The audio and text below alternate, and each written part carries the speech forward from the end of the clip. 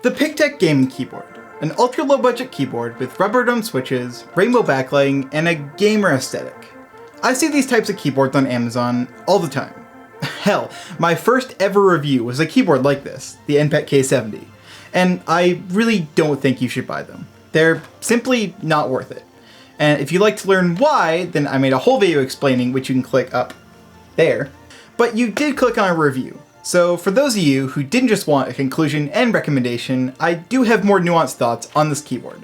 So for the next 500 words or so, let's pretend I didn't just spoil the video at the start and go over my thoughts in more detail on this board of keys. Let's get started.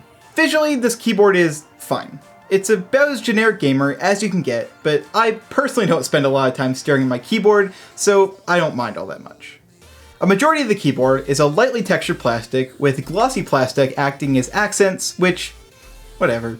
You do get a little bit of a wrist rest, although that's a generous term, at the front of the keyboard, which allowed me to rest my thenars, which if you didn't know is what the part of your palm below your thumb is called. And finally, on the top is a little window with a PICTEK logo. On the back, there are 9 drainage holes for liquid and 3 rubber feet along the bottom, which along with the 2 little rubber feet that prop the keyboard up to about a 5-degree angle, did a good job at keeping the keyboard from moving around while in use. Ergonomically, this keyboard is perfectly on par with any bog standard office keyboard, i.e. barely healthy, but nothing that will probably irritate you too much. The typing experience here is where things start to go downhill. It's on the edge of acceptable for me, but even after a while of use, I still had a hard time getting up to speed on the keyboard and continued to make mistakes, as is to be expected from a budget rubber dome keyboard with only a dull bump in terms of tactile feel. The keycaps themselves are somewhat in between a standard and a soft touch plastic, which is unusual and not something I can say I liked, but they did have a surprising lack of key wobble, so there's some win for this keyboard. The media keys up at the top are functional in Windows but feel absolutely awful, and finally the spacebar at the bottom is by far the stiffest I've ever used, and as such missed a fair few intended keystrokes.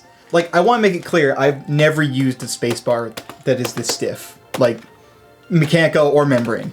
It's that bad.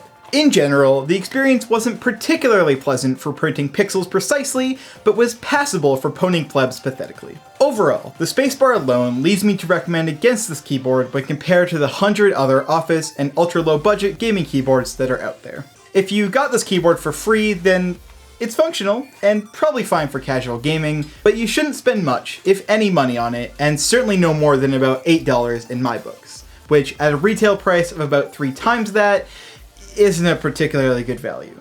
In fact, for $10 more, PICTEK themselves makes the keyboard that I would recommend instead. So if you want to see my full in-depth review of that, then click the card up there. But all in all, this really is a disgrace of a product in 2021, considering you could buy the same thing for cheaper in 2017, which is pretty unfortunate if you ask me.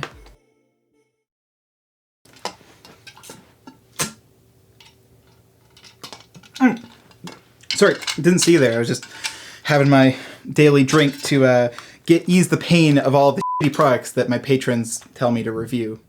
But if you want to be one of the people who does recommend which products I should review, then click the Patreon link in the description, as if you donate $3 or more per month, you get that wonderful privilege. But no matter how little you donate, even as low as $1, all patrons get behind the scenes photos, and now videos, as well as early access to new reviews and videos. And finally, if you want your name to be on this video on the internet forever, then if you donate $8 or more, you get that privilege near the conclusion of every video. So thank you so much for watching. My Patreon page will once again be the top link in the description, and I'll catch you all again next time.